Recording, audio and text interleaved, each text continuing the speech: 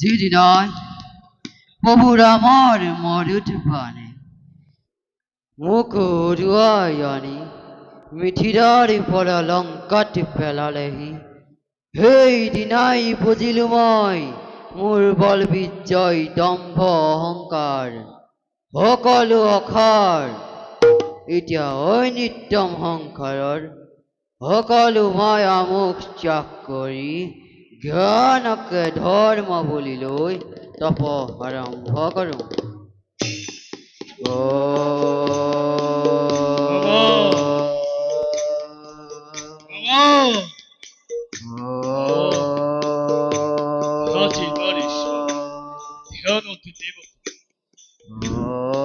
তোরে মোর কাচ্চ হরিম পুরো নয় এয়া মোরে তোর ভাগ্য নয় হোক তোর ভাগ্য তথাপি মোর আগমন ব্যর্থ করিব নোৱাৰো। মামা মামা উঠা মামা শুনিল আমাৰ ভাগিনৰ কথা। মামা মামা কোনে মোৰ জ্ঞান ভংগ কৰিলে? মামা ও লঙ্কেশ্বৰ লঙ্কেশ্বৰ হঠাৎ মোৰ আশ্ৰম আগমনৰ উদ্দেশ্য কি? মামা তুমি মোর পরম হিতাশী, এদিন তোমাকে সারথি হিসাবে স্বর্গদিন্দকময় করছিল পরাস্ত আরো অমরাবতী অধিকার করেছিল। আজ সেতুরে তোমার সহায়ের মোর হইছে প্রয়োজন। ক ভগিন হঠাৎ মই কি সহায় কৰিব লাগে? তুমি লংকাৰ পৰা মোৰ সমীপে আহিছা। শুনা মামা, অযোধ্যার দশরথর পুত্র রাম আর লক্ষ্মণে এগুলোকে রমণের সহিতে দ্বন্দ্বকারণ্যতে বাস করিছে। আর সেই দুর্মতি লক্ষ্মণে ওর ভগ্নে কুপরণকার নাক কাটে আমার রাজ্য কুলতে কলঙ্ক হারিলে। সেই মামা আরো সে প্রতিশোধর ভাবে ওই রামর ভাজ্য খিতা হরণ করিব ভীষণ। আৰু তুমি মোৰ হৰণ কাৰ্য স্বৰ্ণমিক ৰূপ ধৰি সহায় কৰিব লাগিব। কি কৈছা?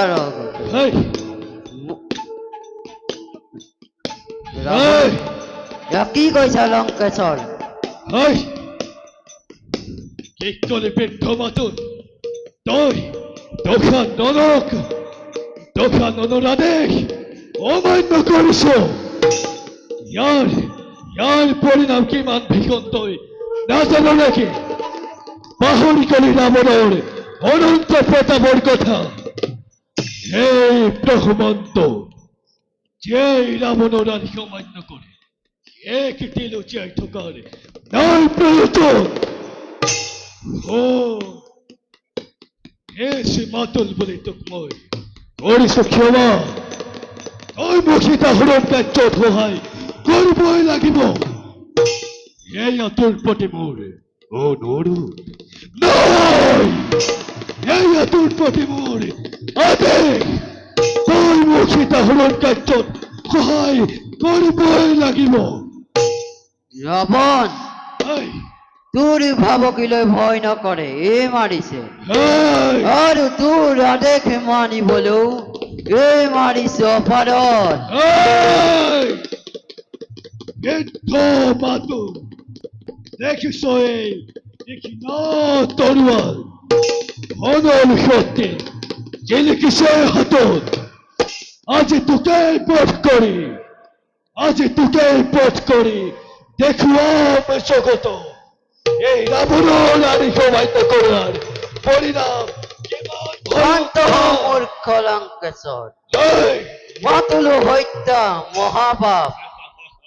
কন্তেক ধৈৰ্য ধৰ, মোক ভাবি চাবৰে। যা বৃদ্ধ মাতো ভালদৰে ভাবি চিন্তি কৰ তই মোক সহায় কৰিবি নে নকৰ। কি কৰো, ৰাৱণৰ আদেশ নামানিলে ৰাৱণৰ হাতে মৃত্যু, আৰু আদেশ মানি স্বৰ্গ নিগমলৈ ৰামৰ হাতে মৃত্যু। বুজিছো এই নৰাধম ৰাৱণৰ হাতে মৰাতকৈ শ্ৰীৰামৰ হাতৰ মৃত্যুৱে শ্ৰেষ্ঠ। দশানন এই, তোক মই কৰিম সহায়, কিন্তু মনত ৰাখিবি মূৰ্খ, তোৰ এই কাৰ্যত সমস্ত বংশ নাশ কৰিব। তাৰ বাবে কিন্তু এই মাৰিছি দুখী নহংকতাবি। শুন হেৰ বৃদ্ধ মাতো ধন্য মানিছো মই তোমাৰ সিদ্ধান্ত।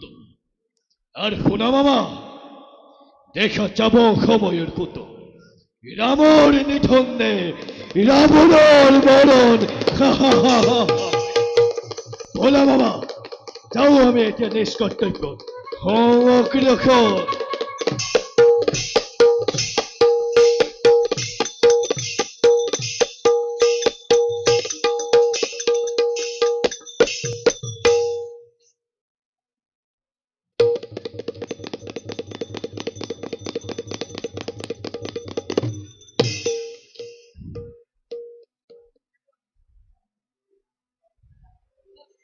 বালিরাহাত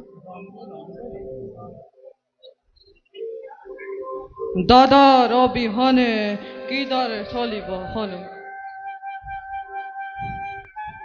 অধৈর্য নহব সুগ্রীব, ধৈর্য ধরক। আপনি যদি অধৈর্য হয় তেন্তে অঙ্কচারুর আনেক গুণাতিব সান্তনা আৰু আৰু অন্য ৰাজ্যকে আমাৰ ৰাজ্য আক্ৰমণ কৰিবলৈ সুবিধা পাব। হনুমানে সঁচাই কথাই অৱতাৰ কৰিছে। মহৰ্ষ মৃত্যু হল বুলি দুৰ্বল ভাতল উপস্থিত নাই হোৱা। খুৰা, পিতৃ মৃত্যু হোৱাৰে পৰা মাতৃ বহুতো ভাগি পৰিছে। তেওঁ কিদৰে সান্তনা দি মই একোকে ভাবিয়েই পোৱা নাই। তাৰ উপৰি কিয় জানো মোৰ মনে কয় মোৰ পিতা মোৰ কাষলৈ আকৌ ঘূৰি আহিব।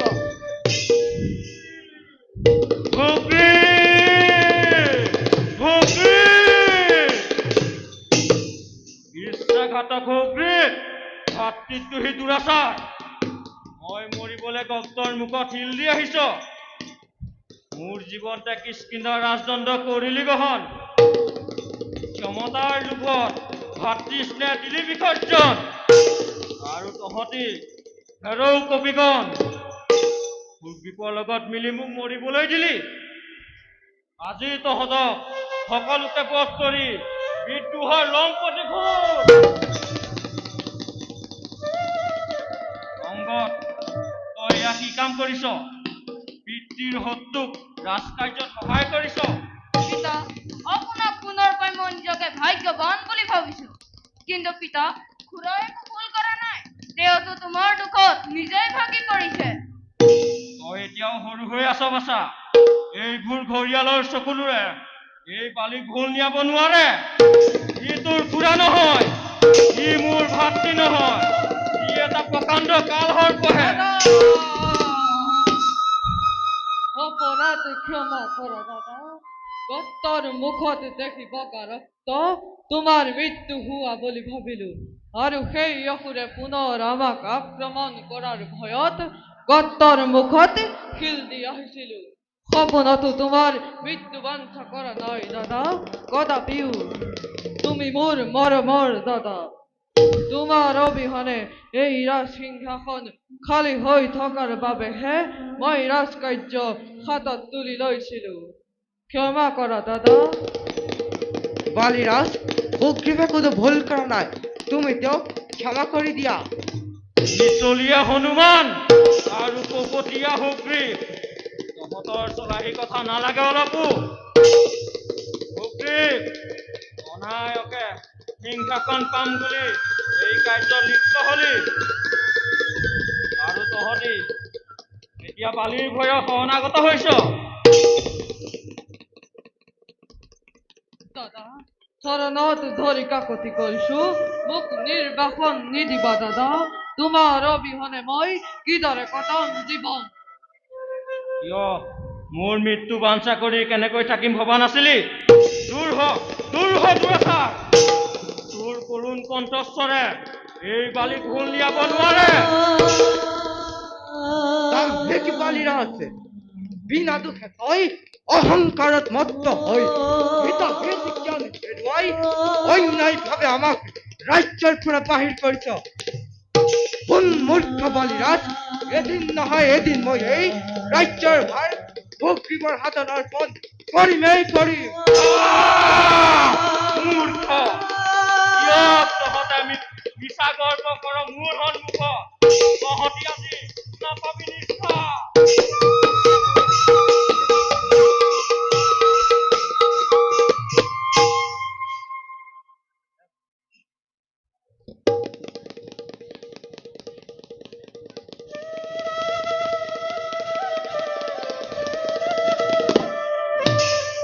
ভাই লক্ষ্মণ দাদা আৰু জানকী নাথ এই বনত ৰাক্ষসৰ উপদ্ৰৱ বাঢ়িব লাগিছে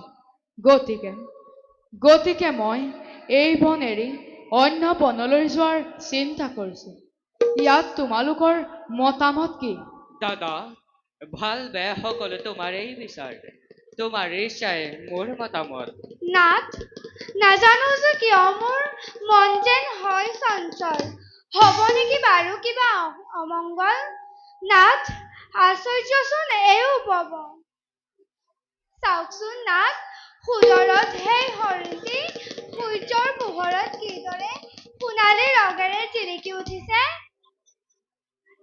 দাদা মোৰ হলে কিন্তু মায়ামিকতে নিৰ্ভয় অনুমান নহলেনো বাৰু সোণালী ৰূপত দেখা দিব আমাৰ সন্মুখত ভাই লক্ষ্মণ দাদা মোৰো একে হয় অনুমান ৰঘুমণি চাওকচোন কিদৰে আমাৰ ফালে চাই আছে সেই মৃগয়ে যাওক নাথ সেই মৃগটো মোক আনি দিয়ক জানকী নালাগে ল'ব সেই হৰিণ ই কোনো ৰাক্ষসৰ মায়াৰ চাতৰিও হ'ব পাৰে নহয় ৰঘুমণি মোক সেই মৃগটি লাগে তাক লৈ ক্ৰিয়া কৰাৰ মোৰ ইচ্ছা হৈছে প্ৰবল ভাই লক্ষ্মণ জানকীৰ একান্ত ইচ্ছাক মই পূৰণ কৰিবই লাগিব লক্ষ্মণ গতালো জানকীক তোমাৰ হাতত সাৱধানে ৰাখিবা জানকীক প্ৰাণ গলেও জানকীক নেৰিবা কদাপি মই এতিয়া আহিলোহেঁতেন যাওক দাদা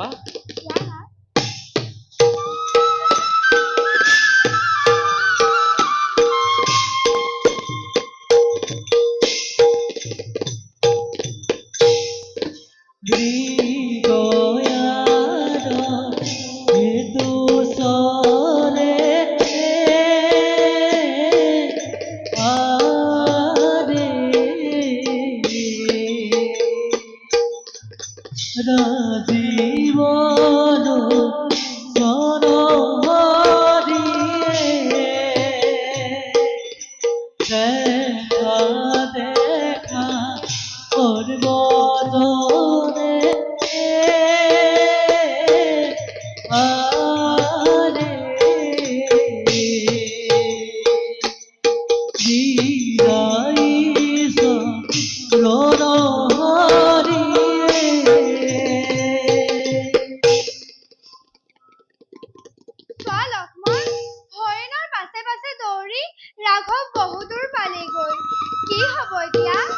দেৱী দাদা ৰাঘৱৰ কাৰণে কোনো নকৰিবা চিন্তা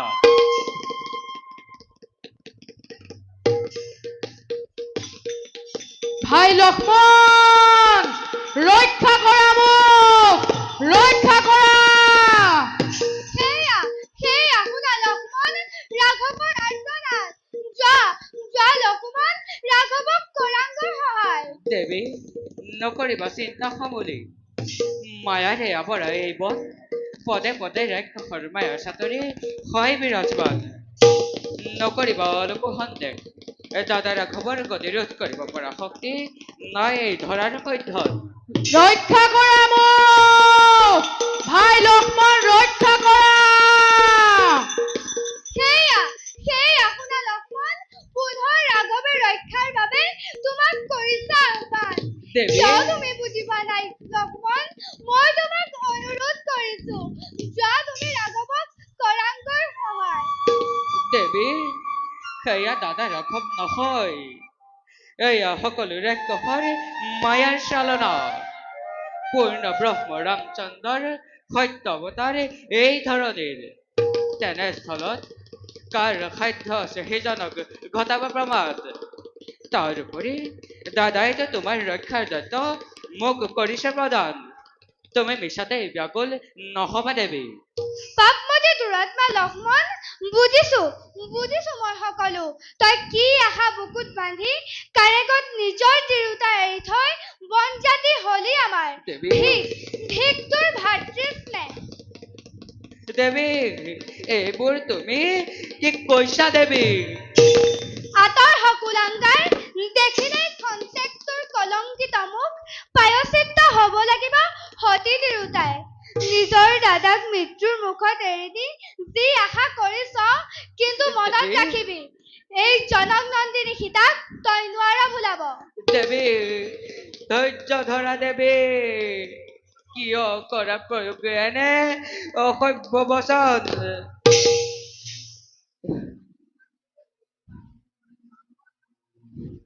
দেৱী এৰি থৈ যাওঁ যদি তোমাক এই নিৰ্যান্ত পদত বিপদ আগবাঢ়ি আহিব তোমাৰ সন্মুখত তথাপিও সত্যক সাক্ষী কৰি এই বানে টানিলো মই ধৰ্ম ৰেখা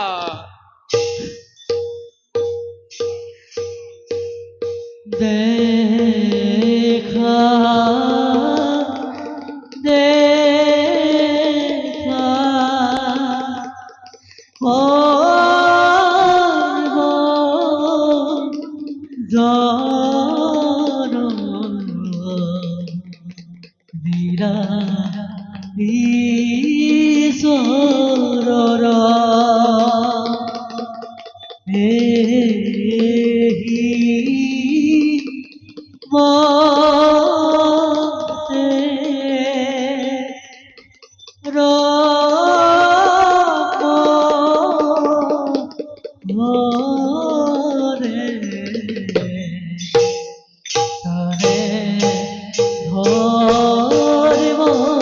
দেখা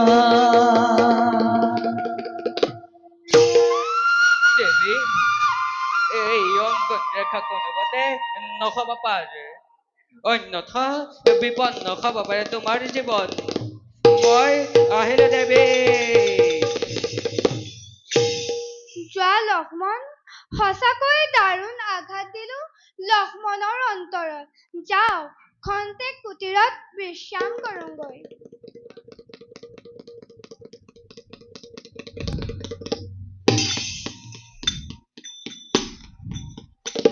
ধন্য ধন্য মনীষী বাবা তোমাৰ মায়াৰে ৰাম লক্ষ্মণ তিনিওকে সমকিত কৰিলে যাও কুটিৰৰ পৰা সীতাক মই মায়া ৰূপে কৰোগৈ হৰণ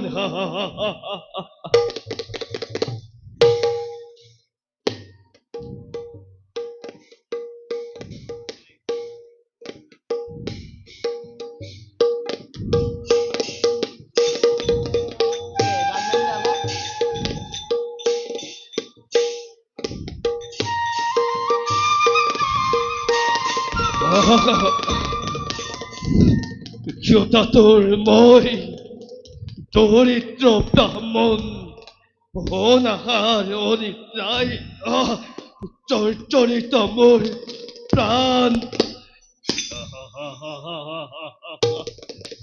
ধন্য ধন্য রাবণ ধন্য তোর মায়ার সাতরি আর কত ধন্য তোর লঙ্কেশ্বর নাম যাও অতিরার পর রাখি তাকময় অনুগয় হরণ কোন আশা মোক অলপ সহায় কৰা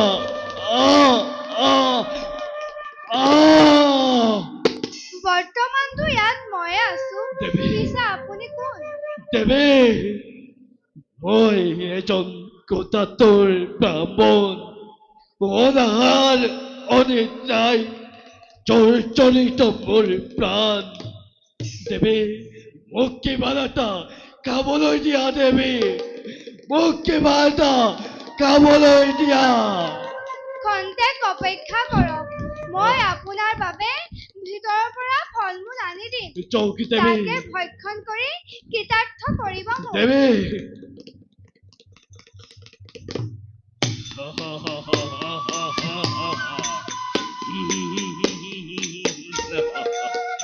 জলীয় থন্তৰৰ দুৰ্দান্ত ৰাজ্য জলীয় থন্তৰৰ গুপ্ত বেদনা সেটা হরণ আছে তোর একমাত্র পথ যাও অতিরার পর হিতাক বই হরণ করো কই হিতা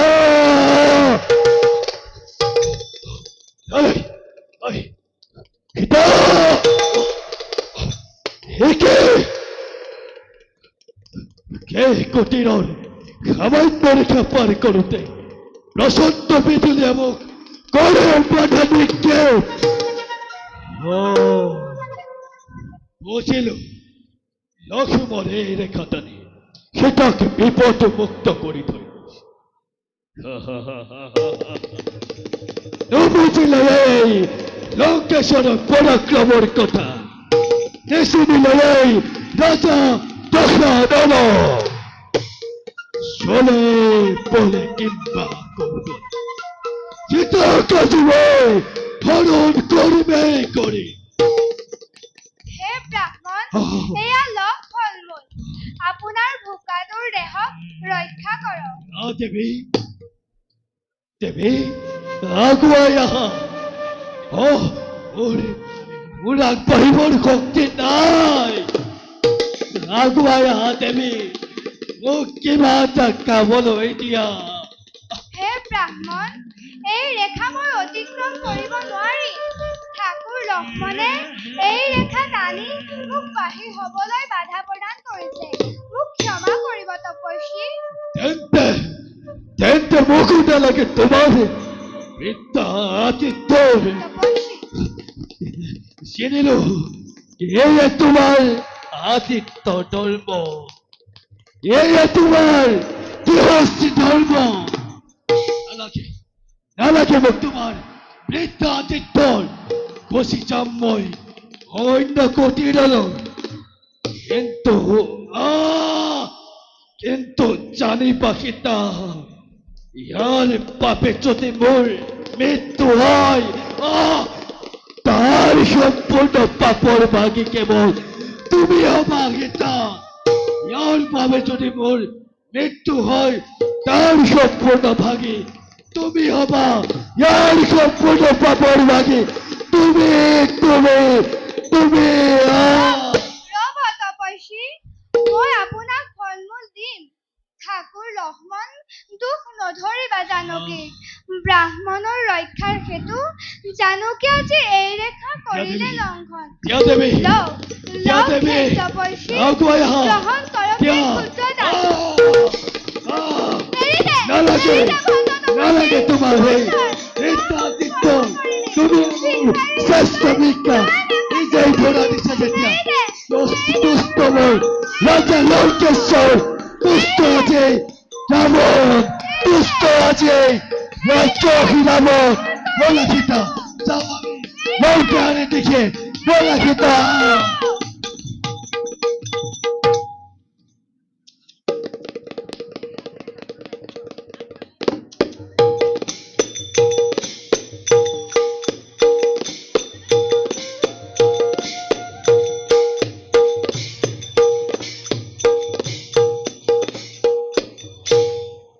ভাই লক্ষ্মণ দাদা সঁচাই চতুৰ ৰাক্ষসৰ মায়াৰ চাতুৰি সহজে বুজাটো বৰ কঠিন কিন্তু কিন্তু সীতা ক'ত লক্ষ্মণ অতপৰে ওলাই অহা নাই কিয় সীতা সীতা দেৱী দেৱী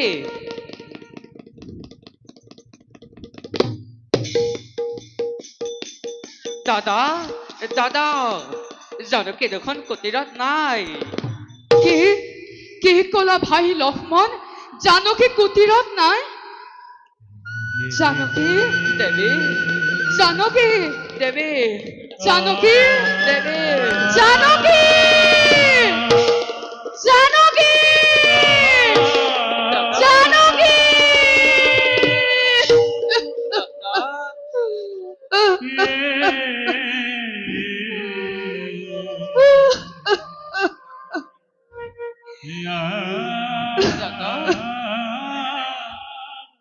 ভাই লক্ষ্মণ দাদা সৈন্য কৰি পঞ্চৱতী বন সৈন্য কৰি আই ৰামৰ হৃদয় জনক দুহিতা কেনি গুচি গ'ল বুজিছো বুজিছো ভাই লক্ষ্মণ জানকী নিশ্চয় কিবা বিপদত পৰিছে ধৈৰ্য ধৰা দাদা আজি মই আপোনাৰ আজ্ঞা উলংঘন কৰাৰ বাবে এই কাৰ্য ঘটিব পালে মোক পদাঘাত কৰি এই কলংকিত জীৱন লুপ্ত কৰি ভাই লক্ষ্মণ তোমাৰ তোমাৰ কোনো ভুল নাই লক্ষ্মণ ইয়াৰ একমাত্ৰ অপৰাধী মই এই এই অভিশপ্ত ৰামৰ বাবে আজি এই অঘটন চাওকচোন দাদা চতুৰ্দিশে নানা ফল মূল বিচৰিত হৈ আছে আৰু এয়া দেৱী জানকীৰ বনমালা ব'লা দাদা এই পথেৰে আগবাঢ়ি গ'লে জানকীৰ মিলিব সন্ধান সঁচা কৈছা ভাই জানকীৰ সন্ধান উলিয়াবই লাগিব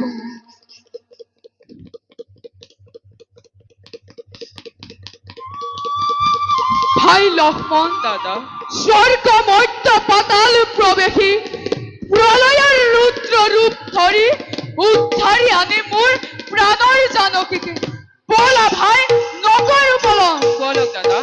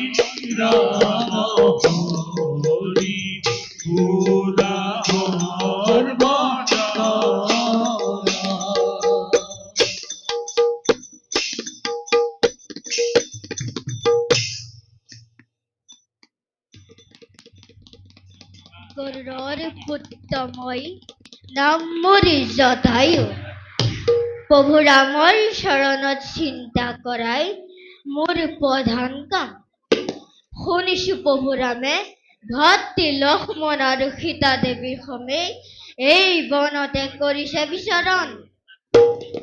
পৰশুৰামৰ দৰ্শন পাবৰ বাবে মই দিনে ৰাতিয়ে কৰিছো বিচৰণ। ৰক্ষা কৰা, কোন কোন আছে? ৰক্ষা কৰা, ৰক্ষা কৰা। কোন সেয়া ৰমণী ৰঘুমণি বুলি পৰশুৰামক কৰিছে চাৰণ। নিশ্চয় সেয়া পৰশুৰামৰ ভাৰ্য সীতা হব। নাই, এই জটায়ুৰ সন্মুখত সীতাক কোনো বিপদত পৰিব দিব নোৱাৰো। ৰবা ৰবা সীতা, গৈ আছো মই তোমাৰ সহায়ৰ বাবে।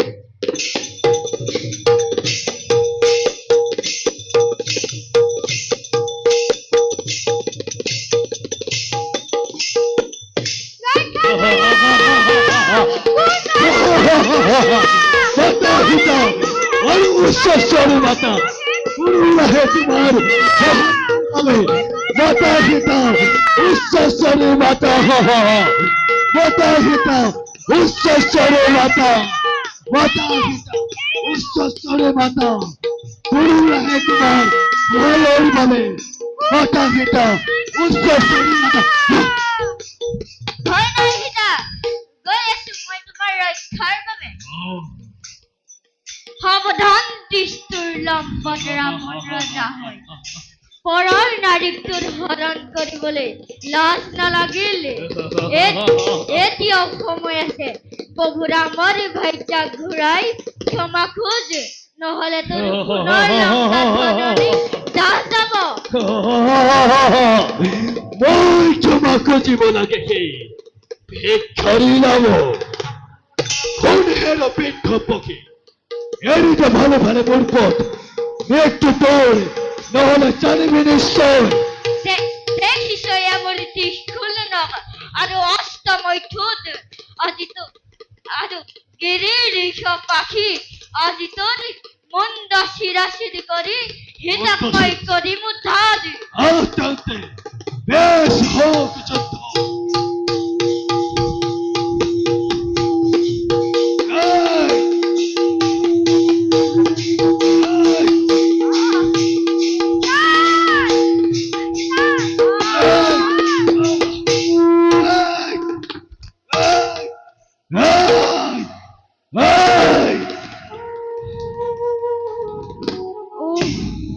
সীতাক মই উদ্ধাৰ কৰিব জীৱনৰ অন্তিম কালতো পৰশুৰামৰ দৰ্শন নাপালো।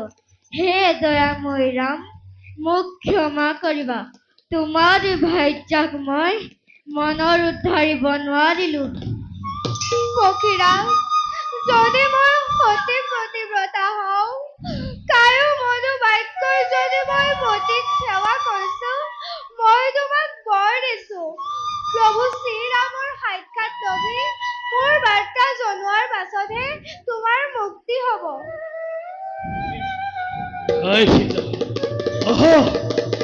আমি নৌকাৰি দিশে বলেছি আৰ নাহে কোনো তোমাৰ ৰক্ষাৰ বলে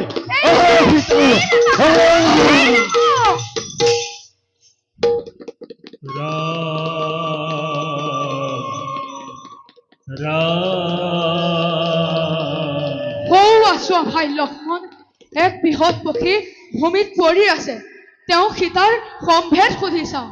ব'লা দাদা। কোন তুমি? তেজেৰে ৰাঙলী হৈ কিয় পৰি আছা ভূমিৰ মধ্যে? মই গৰুড়ৰ পুত্ৰ, নাম মোৰ জটায়ু। আপোনাৰ ভাৰ্যাক ৰাৱণে হৰণ কৰি নিয়া দেখি ৰাৱণৰ সমে মই যুদ্ধ কৰিলো, কিন্তু ৰাৱণৰ তীক্ষ্ণ অস্ত্ৰৰে মোৰ দুই পাখি কাটি পেলালে। সীতা দেৱীৰ আশীৰ্বাদ ক্ৰমে এই বঁটা দিবৰ বাবে মই জীয়াই আছো ৰঘুনন্দন। হে মহাবিদ্য, কোৱা কোন সেই স্ত্ৰীচুৰ, কাৰ পুত্ৰ, কোন বংশত জন্মহী? শুনক ৰঘুনাথ, ৰাক্ষসকুলত বিশ্বচামনিৰ ঔধৰে নিকষ ৰাক্ষসীৰ গৰ্ভত দুষ্মতি ৰাৱণৰ জন্ম। সমুদ্ৰৰ মাজত তাৰ লংকাৰ ৰাজ্য। হে বধুদয়াময় ৰাম, মোৰ অন্তিম কাল ওচৰ চাপিল। অন্তিম কালত আপোনাৰ দৰ্শন পাই মই ধন্য হলো। বিদায় মিত্ৰ! প্ৰভু, বিদায়। মিত্ৰ! কৃষ্ণ হৰি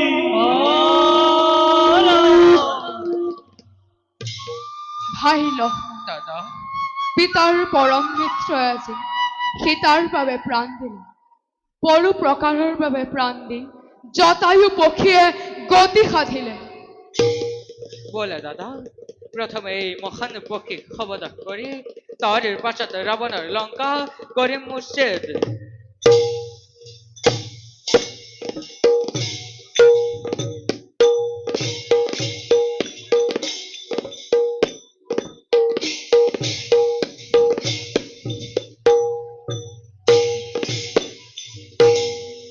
আরে পক্ষী দেব কাছে গয়া সরে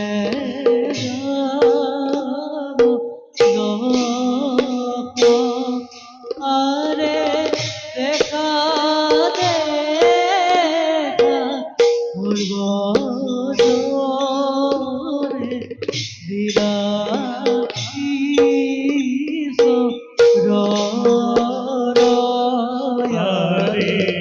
দেখা দেখা সর্বজনে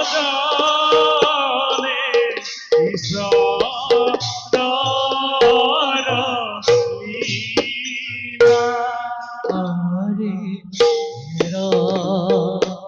রানী নরলোকে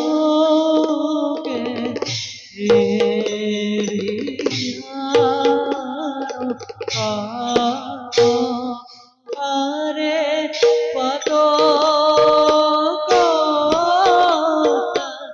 রূপ ভুলা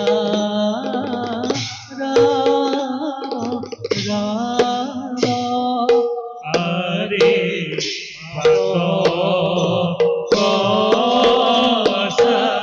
রূপদাতি ভোলা রাম রাম।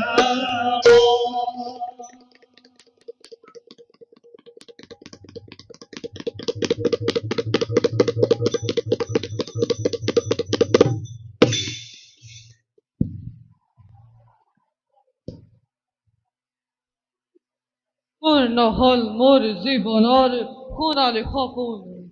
অত্যাচাৰী বৰ ভাতৃয়ে অন্যায়ভাৱে খেদিলে ভীষণভাৱে মোক। এনেদৰে এঠাইৰ পৰা আন ঠাইলৈ পলায়ন কৰি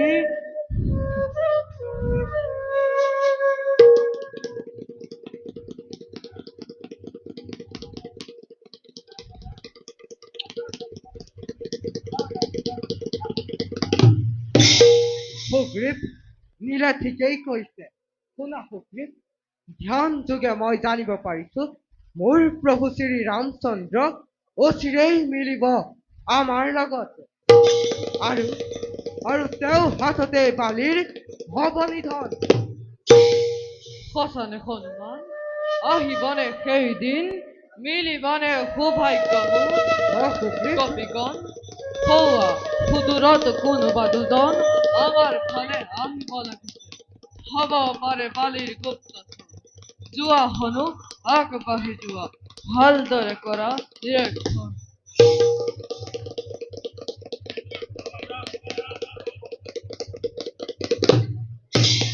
শুনা হে ৰচিন পথিক, কোৱাচোন কোন তোমালোক? কিয় প্ৰৱেশিলা এই বান্দৰৰ ৰাজ্যত? হয় নেকি বালিৰ গুপ্তচৰ? সত্য পৰিচয় কৰিবা প্ৰকাশ, নতু বন্দী হ'ব এই হনুমানৰ হাতত। শুনা কপিৰাজ, নহওঁ আমি কোনো গুপ্তচৰ। অযোধ্যাৰ ৰজা দশৰথৰ পুত্ৰ ৰাম নামে অভিহিত মই। আৰু এয়া অনুজী লক্ষ্মণ পিতৃৰ সত্য পালি প্ৰাণৰ ভাৰ্যা জানকীৰ সমে আমি হলো বনবাসী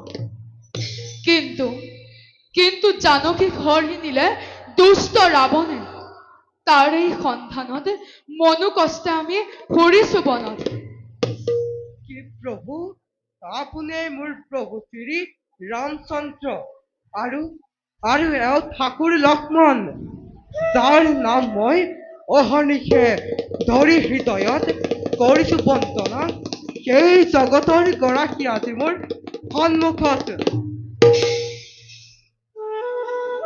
লওক প্ৰভু এই অধমৰ ভক্তি অঞ্জলি কৰিব গ্ৰহণ আৰু ঠাকুৰ লক্ষ্মণ তুমিও মোৰ প্ৰণিপাত কৰিবা গ্ৰহণ তুমি এতেন্তে সেই বীৰ হনুমান যাৰ নাম শুনিছো বহুবাৰ ধন্য তুমি ধন্য তোমাৰ ঈশ্বৰ ভক্তি উঠা হনুমান তোমাৰ দৰে ভক্ত বন্ধু পাই সঁচাই ধন্য আহা কাষ চাপি দুয়ো বন্ধুৰূপে কৰোৱা লিংগ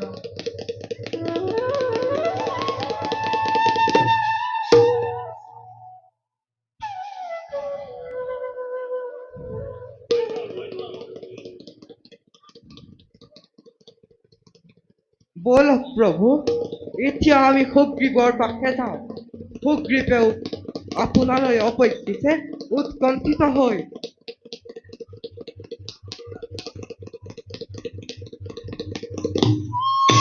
বীৰবৰ এইয়া আপোনাৰ সন্মুখত মোৰ প্ৰভু শ্ৰী ৰামচন্দ্ৰ সেৱা কৰি ধন্য কৰক বানৰ সমাজক হে প্রভু শ্রী রামচন্দ্র তোমার আগমনে তথা তোমার দর্শনে কৃতার্থ করিলে আমারে বাদরার সমাজ গ্রহণ করা তুমি আমারে অঞ্জলি তথাস্তু উঠা কবিগণ তুষ্ট মই তোমাৰ ভক্তি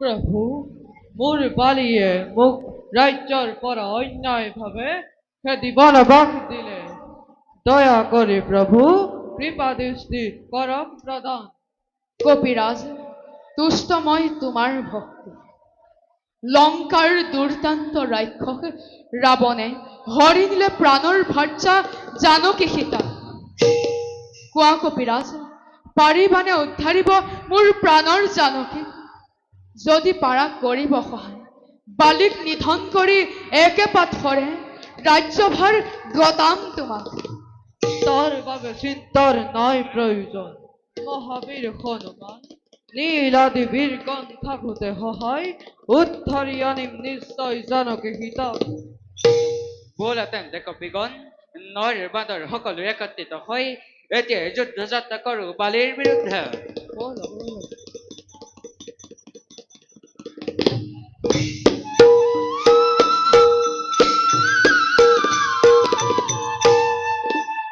যুদ্ধ যাত্ৰা কৰি চলে ৰামৰ ভূমি হৰি ৰাম ৰামৰ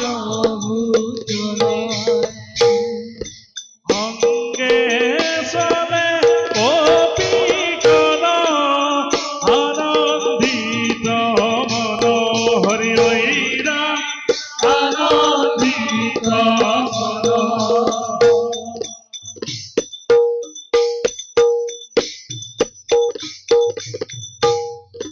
দেখা দেখা সৰ্বজনে ঈশ্বৰৰ লীলা হৰি ৰাম ঈশ্বৰৰ লীলা ৰাম হৰি ৰাম হৰি শুনা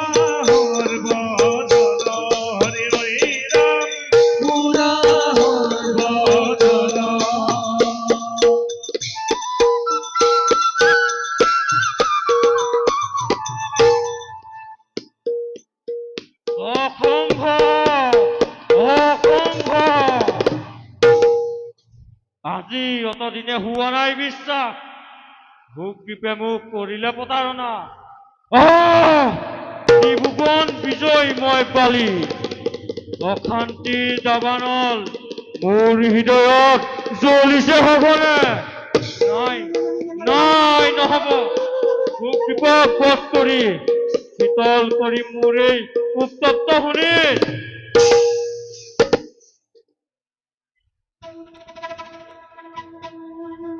কোন হের ভাতৃ দিহি অধম বালি দুরাসর বীর বলি মিশাই কর গৌরব অন্যায় ভাবে ভাতৃক বনবাক দিয়ার প্রতিখুদ লবলই মই জমরূপে হইছু উপস্থিত সুগ্ৰীৱ তই বালিক যুদ্ধৰ বাবে কৰ আমন্ত্ৰণ পাহৰিলি নেকি এই বালিৰ বিক্ৰম আজি জগতৰ সকলোকে দেখুৱাম এই বালি প্ৰলয়ৰ ৰুদ্ৰৰূপ মোক লাগে কেৱল তোৰ কেঁচা শুনি সাজু হ তই মৃত্যুৰ বাবে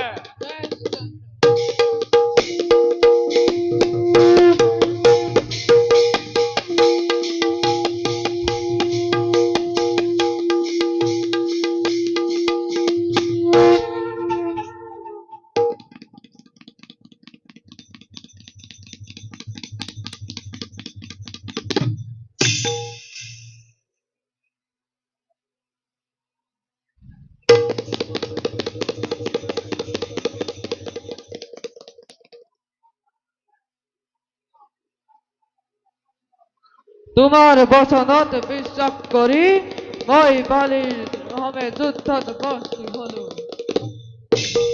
সুদূৰত থাকিও তুমি কিয় বাণ নিক্ষেপ নকৰিলা প্ৰবঞ্চক তুমি প্ৰবঞ্চনা মাথো তোমাৰ বচন শান্ত হোৱা মিত্ৰ সুগ্ৰীৱ প্ৰবঞ্চনা কৰা নাই শুনা বীৰবৰ মিত্ৰ সুগ্ৰীৱ একেটি সাঁচতে গঢ়া বালি আৰু তুমি নাই একোৱেই ভিন্ন তোমালোকৰ সেয়ে বীৰবৰ নকৰিলো সৰপহাৰ কি জানিব লাগে মোৰ মিত্ৰৰ গান ভাই লক্ষ্মণ দাদা পিন্ধোৱা ফুলৰ মালা সুগ্ৰীৱৰ গলে সেয়ে হ'ব চিনিবৰ উত্তম উপায়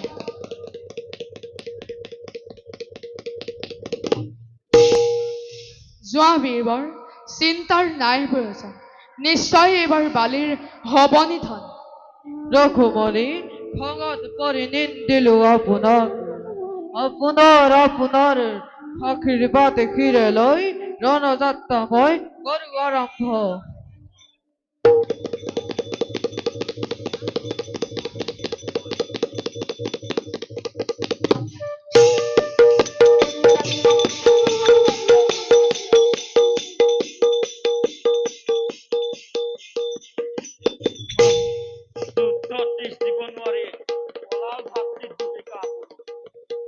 ক্ষুদ্ৰ শক্তি বাহুত লৈ যুদ্ধ কৰিবলৈ আহে বালিৰ সমে পুনৰ যদি আহে সন্মুখত সমৰে তাক বধ কৰি নিৰ্বাপিত কৰি মোৰে প্ৰতিশোধৰ অগ্নি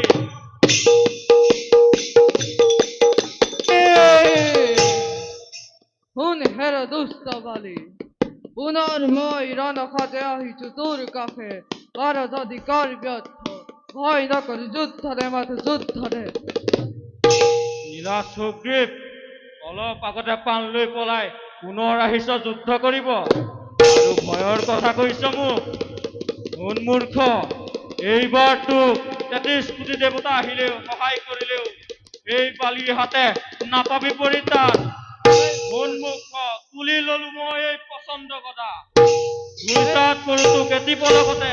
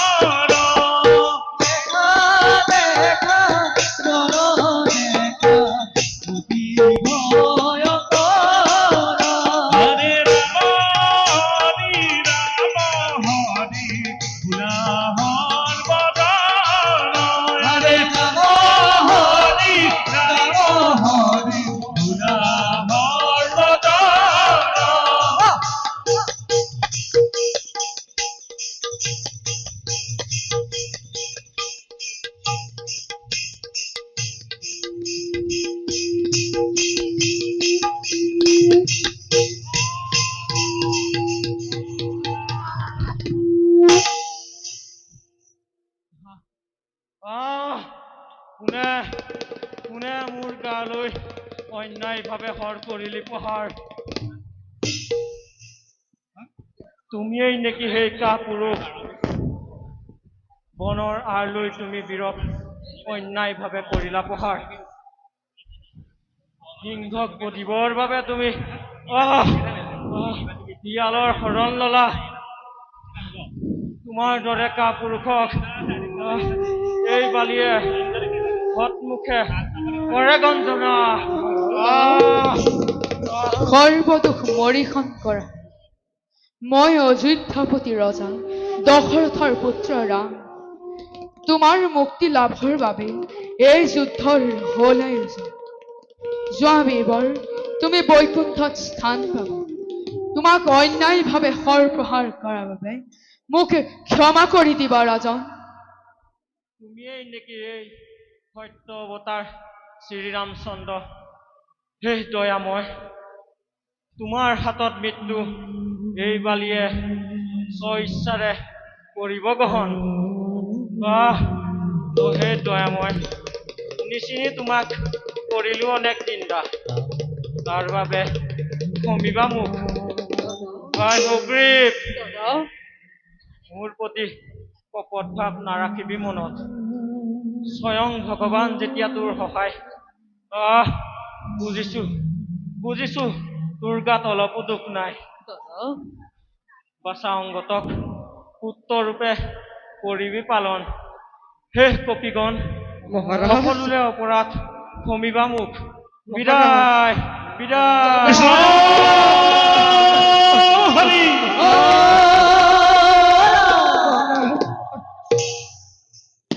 পিতা পিতা ই কি পিতা?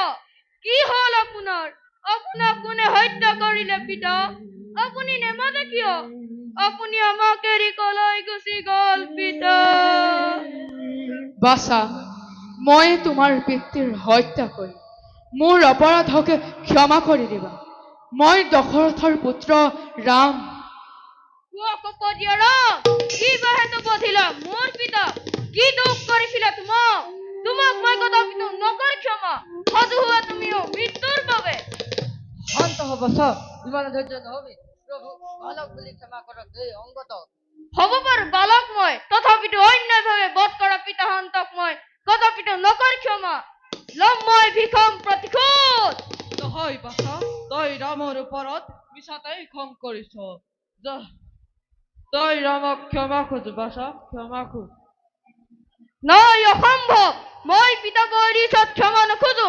হ'ব পাৰে ৰাম জগতৰ ঈশ্বৰ, হ'ব পাৰে ৰাম দয়া সাগৰৰ, তথাপিতো মোৰ মনে নেমানে প্ৰভুত। বাছা অংগদ, দাৰুণ আঘাতে জৰ্জৰিত কৰিছে তোমাৰ প্ৰাণ। অনুতাপ পালনে দহিছে তোমাৰ হৃদয়। বাছা, বিধিৰ বিধান কেতিয়াও নহয় খন্দ। তোমাৰ পিতৃয়ে মুক্তিহে লাভ কৰিছে। যুগে যুগে তেওঁৰ নাম থাকিব ধৰি। আৰু মোক বধ কৰাৰ তুমি যি প্ৰতিজ্ঞা কৰিছা, সেয়াও মই কৰিম পূৰণ। কিন্তু এই জনমত নহয়, দাপৰত পুনৰ জন্মে তুমি ব্যাধ ৰূপে জন্মিবা ধৰা। আৰু ময়ো কৃষ্ণৰূপে ল'ম অৱতাৰ। কৰ্তব্য সমাপন হোৱাৰ পাছত তোমাৰ শৰৰ প্ৰহাৰত মোৰ চাৰিব প্ৰাণ। প্ৰভু, স্বভাৱতে নিজ জাতি আমি, ক্ষমা কৰক প্ৰভু মোৰ হত অপৰাধ। বাছা, তুষ্ট মই তোমাৰ ভক্তি। ব'লা এতিয়া মৃতকৰ সৎকাৰ কৰি লংকাৰ অভিমুখে আমি কৰো গমন, আৰু জানকী সীতাক কৰো উদ্ধাৰ। মৃত দেহ কান্ধে লয়া চলে কপিগণ।